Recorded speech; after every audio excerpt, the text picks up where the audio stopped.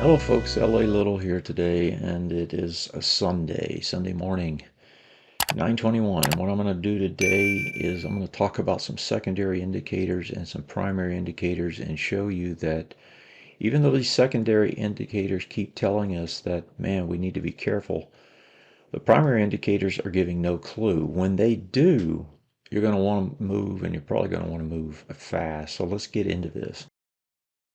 So what am I talking about when I'm talking about secondary indicators? Well, I'm talking about things like MTTFs, right? Mean time to failure of the trend. And if you look at these things and you look over here and say, okay, what symbols are extreme in terms of, their positioning? This is since July, first part of July. NDX, XLK, XLC, SPX, even the financials since August, late August. But primarily those first four. Over 80%. 80% is about the cutoff. Usually you're going to get some sort of a reset. What does that mean? That means you have to break a swing point low to change that trend. You reset the trend. Well, we're not getting that, right? We're not getting any kind of a change in trend. And when we're not getting a change in trend, that's telling you that this market is stretched. That's what it's telling you. Now, it can stretch for a long while, and we can see some others that are about to come up here. And once we hit those, in late October, they'll be stretched. But these are not nearly as important as these. Why? Well, because this is what's leading the market. All of these are leading the market, these three. So when I look at that, that says, hey, this secondary indicator is telling me that the market is, to some extent, extremely stretched to the upside.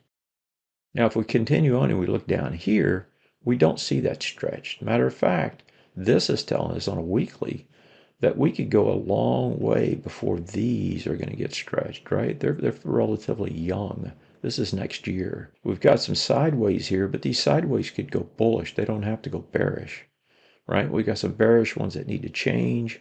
If you just look at it longer term, other than the utilities, which have been on fire for a long time, right, with all of the nuclear, with all of the energy needs, that is kind of extreme, and you can understand why it's extreme. But elsewhere, we're not extreme on this time frame. It's only here. What does that mean? That means we need a setback so that we can extend farther to the north. And what's fueling this? Well, the margin debt. And you can see how margin debt is increasing fairly rapidly at this particular point, just kind of straight up, right? Here, you had the same sort of thing. When you get at some peak, right, this is going to fold back on itself, and you're going to see margin wiped out. We don't always know where that peak's going to be. We just know that when you get to that peak, things are going to get ugly. Look back at 2000. Look back at 2008. Look at the 2022 or so. All of these were peak margin. Well, we're going to hit peak margin. You just don't know where it's going to be. And as part of that, the CNBC greed fear index is moving into greed, but this is not extreme, right? You need to get out here before it's extreme. Now, here's an indicator that you're not going to see elsewhere, just like the MTTFs. This is something unique to Neoclassical, which is something I created and track.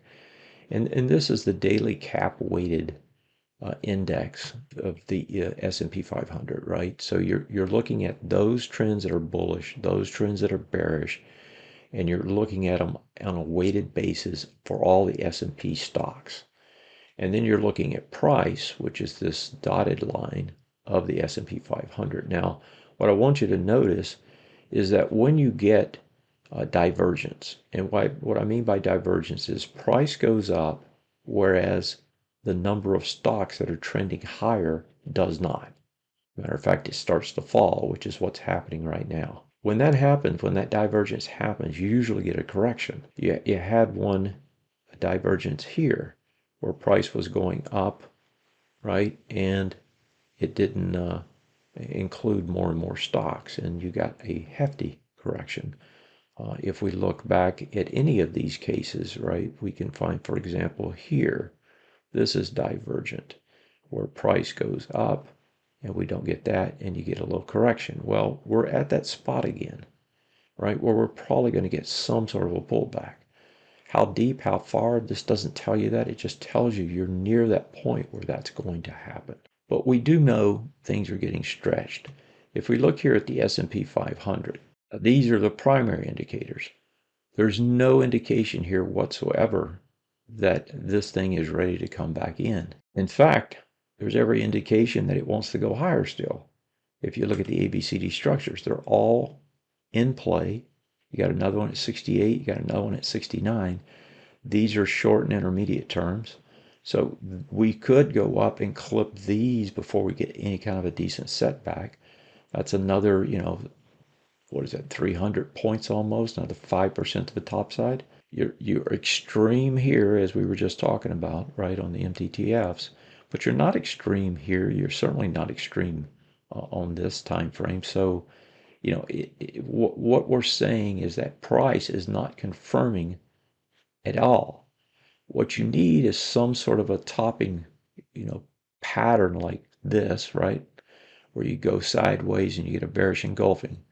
Or you get something like this, a big bearish engulfing. You need something that gives you a reversal. Right now, there's no reversals in place. This thing's just heading higher.